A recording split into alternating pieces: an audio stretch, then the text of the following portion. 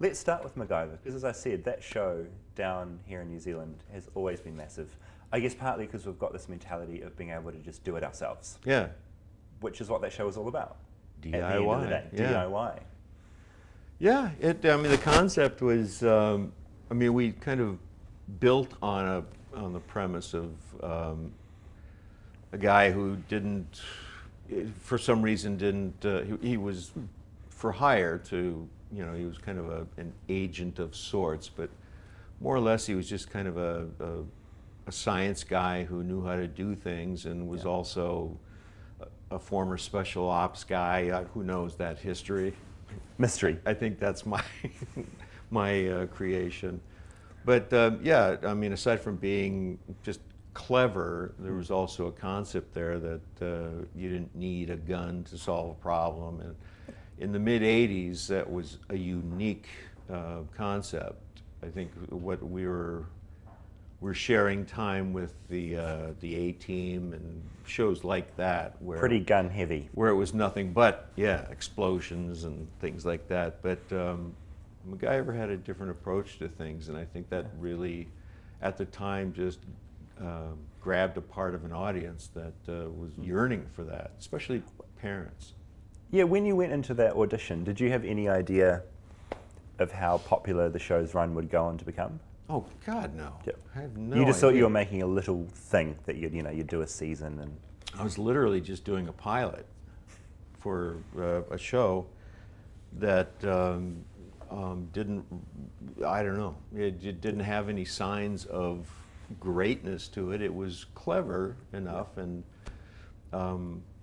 when I auditioned for it, I was ready to either pack it in and, you know, find something else to do in life, or see where this thing went. And because it's not like your whole life you weren't angling to be an actor the whole time, right? You weren't born going, I want to act. Right. You did all sorts of stuff.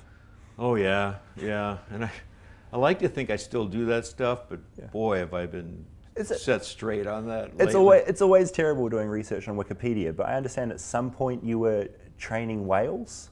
Yeah. Or working with well, whales? I wasn't training whales. I was working with them. Right. In that I worked at Marineland of the Pacific, and I was hired as one of, I don't know, and it started out with like about 20 other actors. Whoever owned the park at the time was trying a new approach to it. It was Irwin Allen, who through Fox had acquired the park. Anyway, I got hired, and over a period of time, they kept firing people and firing. And I started to get a little mouthy about the,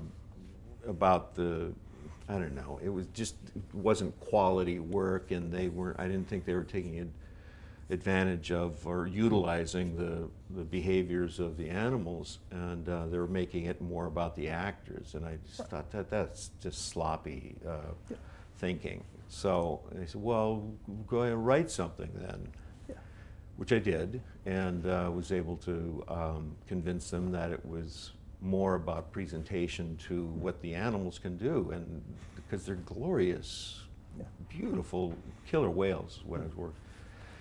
And so it flew, the idea flew, and so I'd written that and another script for another like pilot whale, I guess. Yeah. And it all just kind of, and I was in heaven because I was, you know, from Minnesota, which is, you know, but more Midwest, more low key. But in so doing that stuff at I want to say Waterworld, but SeaWorld, Marineland. I was, you know, I thought I'd found another calling because I just loved being with animals, but it was just time to move on, and the park was getting along without me. Thank you very much. So it was time to mosey on. Yeah, and then I guess you end up in a soap, this really popular soap, and then that jumps into MacGyver. And you're suddenly, when did you feel that people, I guess you're famous, right? You're famous now. You're famous then. When did you find out that you were famous? Was there a moment where you were just like, oh, this is hitting big, you know? It almost sounds like a trick question because you're assuming that there's a switch that goes off, but I guess, was there a moment, I suppose, when you realized that you were a big deal? When people knew MacGyver as a household name, I suppose. well, there was a moment actually during MacGyver. We were shooting MacGyver, and we started to because of the general concept of a TV hero not using a gun to solve problems. That got and therefore we would, I don't know, innately making a commentary about guns, and the NRA, of course, took umbrage with our approach and started to, they should have just not said anything and just let life go on, but they put us on a list of boycottable television shows. They and got kind of loud about it to the point where I said, "Great!" The next interview I did, I said I couldn't be prouder. That's so good. Yeah, and it was at that point where I kind of realized that we might have a little power, our influence, I guess is a better word for it. And certainly that became evident when we started kind of keeping track of who our audience was, and it was families. It was kids and parents of those kids that would come along for the ride and were just ecstatic with the whole idea of this relatively non-violent character. And from that point on, it was, And as far as I'm dodging your question about when did I know I was famous. No, it's a terrible question because it really is. No, yeah. I don't want you to go. You answered it well. Well, my mom said, "Oh, you're just you. Yeah. You're not famous." What do you make of TV now, where you've got we've swung the other way, where things are pretty hyper-violent in general?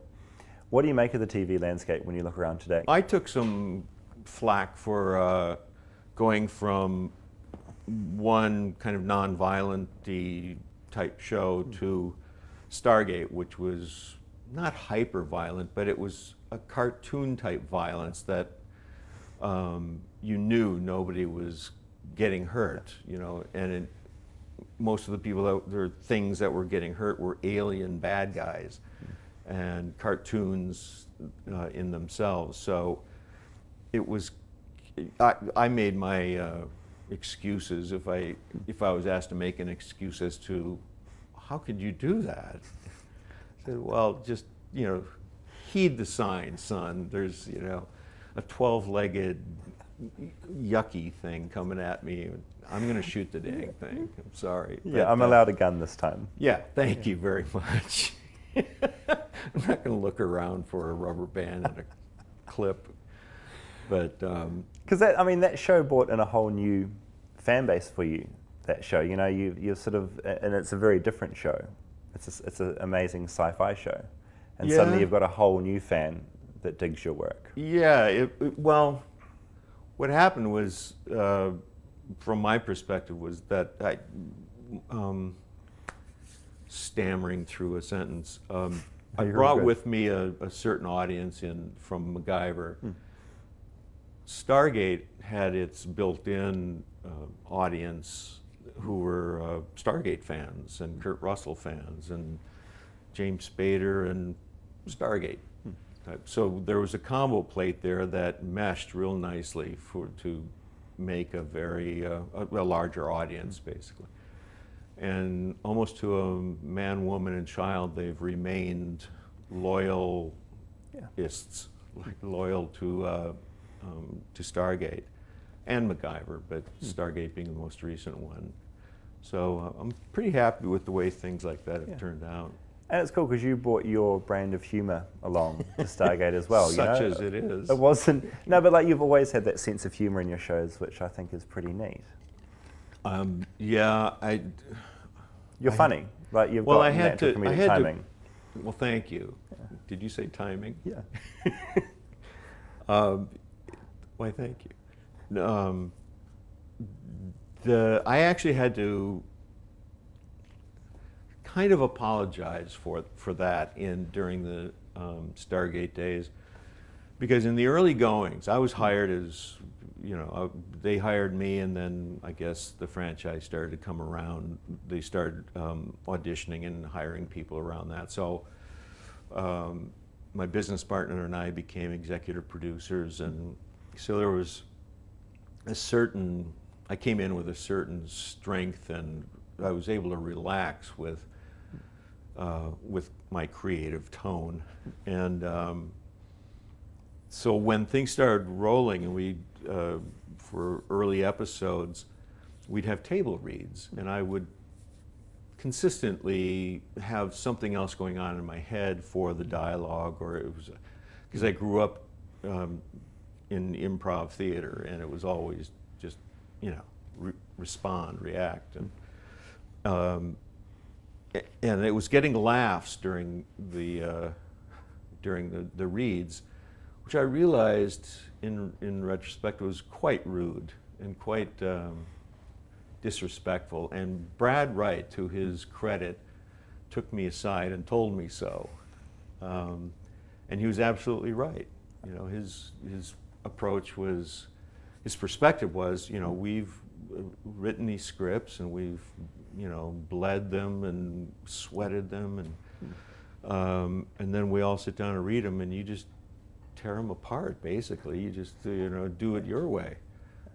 And he was right, and I told him so. And and another thing was happening. The other cast members were starting to take some liberties, if you will. You're influencing everyone. Yeah, You were like a naughty child very bad in this really serious show. It really was a naughty child syndrome.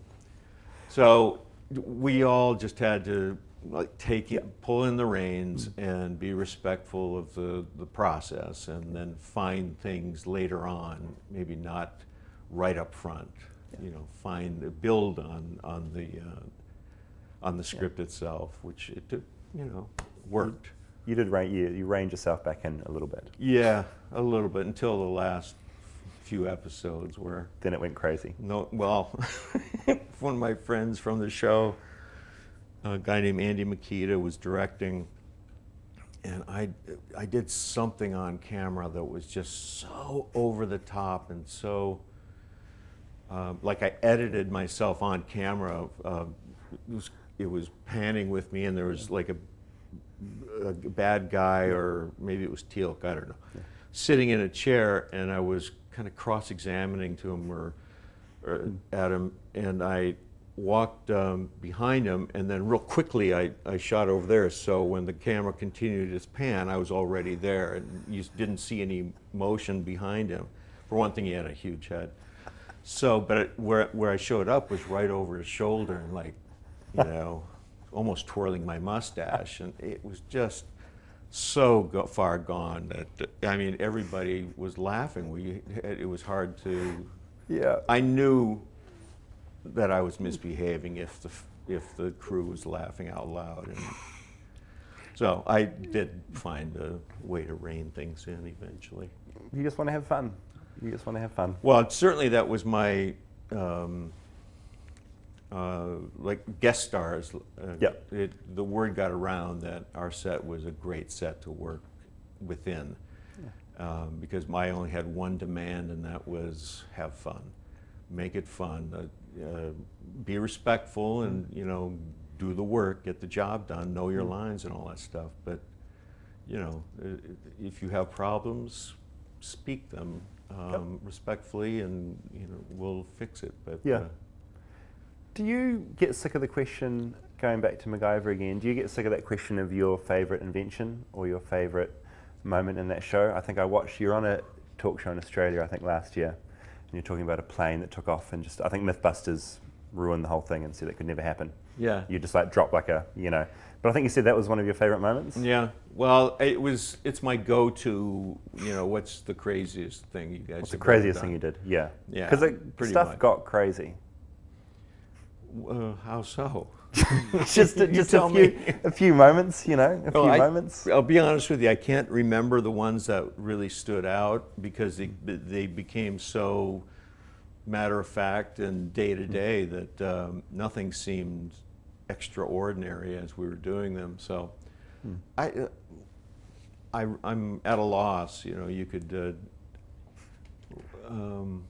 No, not that one. Yeah, so many. Not that one. That was terrible. That one. And then you end up being stuck on a plane that's leaking, and Oh, a real life? a real life scenario all of a sudden, you know? Yeah, I was coming over.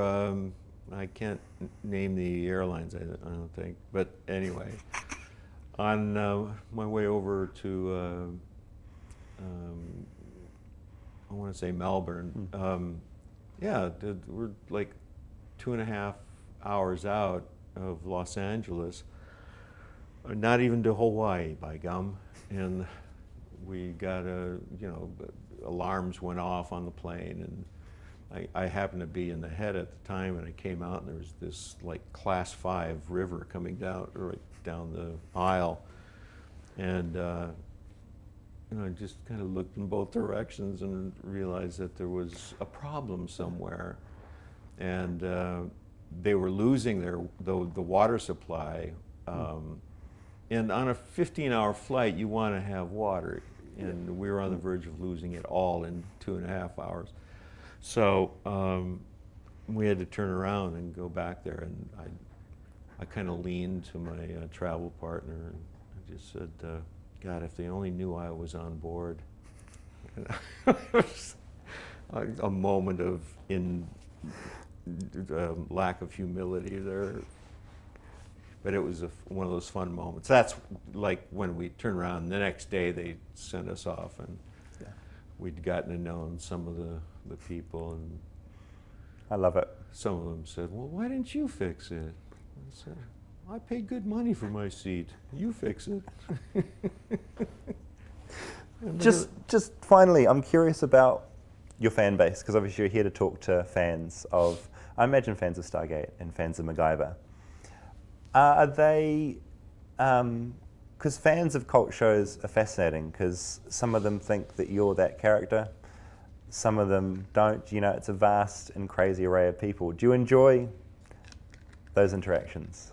You know what I really love about the cons, the conventions, is the commitment that many of the fans make to their costuming.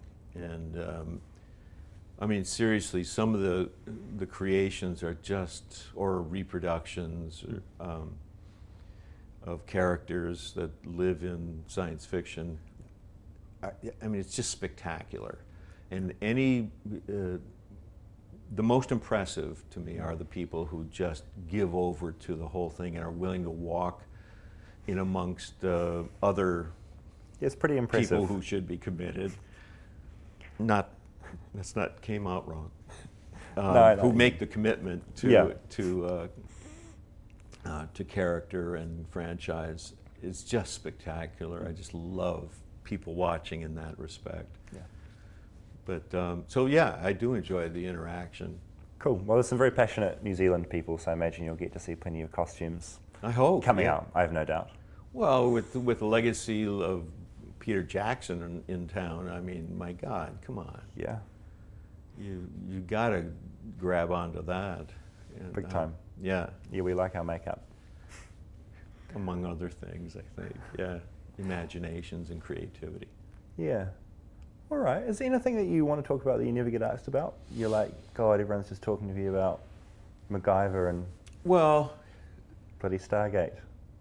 Yeah, short of launching into a political diatribe, it has to do with Sea Shepherd Conservation Society. That yeah. Well, we see a lot of them down here. Yeah, are you versed in the organization? Yeah, you're a big supporter, right? Oh yeah. Yeah.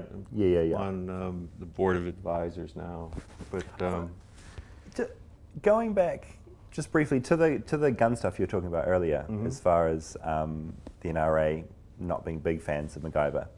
I mean, I'm curious because you look back at I guess, action heroes of the 80s. Someone like Chuck Norris, he's the opposite direction.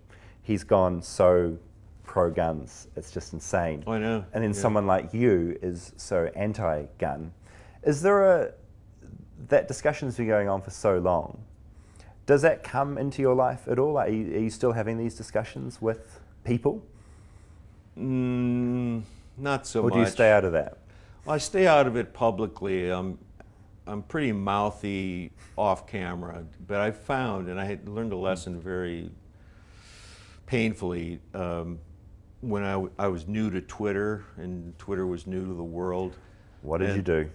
Yeah, I just spoke up. Basically, is I just because I'm not real fond of. Well, let me just put it out there. Republicans in the United States in general. I really have had problems with their behavior. Let's just leave it at that. And you tweeted something about that. that. Yeah, and I mentioned that, and I had just seen a debate or some kind of he said, she said thing between parties, and it was just absurd what I was hearing. It just hit me on a day where, you're not fooling anybody, when in fact they are fooling at least half our nation over there. But I was told by a very dear friend who's very aware of my my public, not persona, my audience, I guess, and how they don't want to hear me spouting off about political things, and I thought, I don't mind, people knowing how I feel about it, and maybe, I'll influence somebody else to take a finer look at what is actually being said, by some of these absurd human beings. And but I knew what she was saying, and the responses on Twitter were starting to show up, like mind your own business kind of thing. And I can't think of anything that's more my business than the politics of my country. But anyway, I've kind of begged off being real mouthy about it. But as far as the guns things go, I'm just dumb enough and naive enough to say, well, if there were no guns, there would be no gun play, and it's that simplistic to me. Crazy concept, right? Yeah, well, yeah, it just doesn't fly in the NRA. The head of the NRA, I forget his name, but he's just an idiot. I mean, just like a calloused. Go on, just fill in the blank. You're too polite, Richard. I am, actually. You're too polite. Well, it's a family show, right? Hey, thank you. Oh, anytime. You're awesome. You're awesome. Yeah. Looking back over your career, would you do anything differently when you look back?